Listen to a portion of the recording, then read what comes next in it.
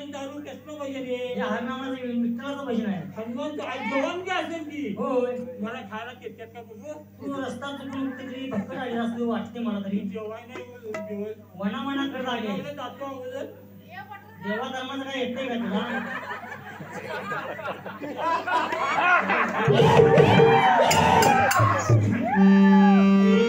काय वेळी झाली पाहिजे आता वेळी झाली वेळी झाली